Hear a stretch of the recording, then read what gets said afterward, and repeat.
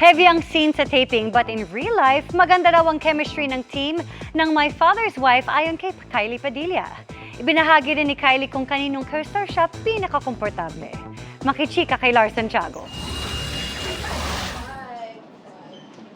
Mabigat kaagad ang kinunang eksena ni Kylie Padilla sa bagong series nila ni Gabi Concepcion, Hazel Kinochi at Jack Roberto na My Father's Wife.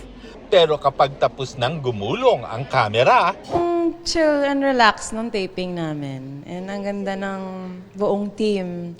May ano kaagad, may chemistry kaagad, and yun lang, relax lang yung energy sa set. And I love that. sa mga co-star ni Kylie, pinakakomportable raw siya kay Jack dahil nakasama na niya ito sa GMA series na Bulera. Nagkita kami sa workshop actually, nag-workshop kami. And then, yun naman din yung comment ng mga tao na meron nga talaga, may chemistry kami. Bukod kina Hazel at Jack, naka-eksena na rin ni Kylie, sina Gabi at Snooki.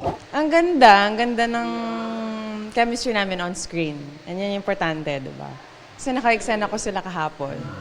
And yun, nakaka-excite ang mga mangyayari sa script.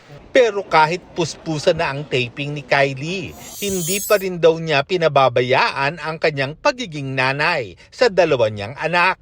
Ipinagmamalaki nga niyang parehong honor student, sina Alas at Axel. Kaya kung pwede nga lang daw ay mapagbigyan niya ang hiling ng mga ito. Matagal na silang nag-aayang mag-beach. But hindi nga kami makahanap ng window kasi gusto ko sana 4 days. Matagal. Lars Santiago, updated sa showbiz happenings.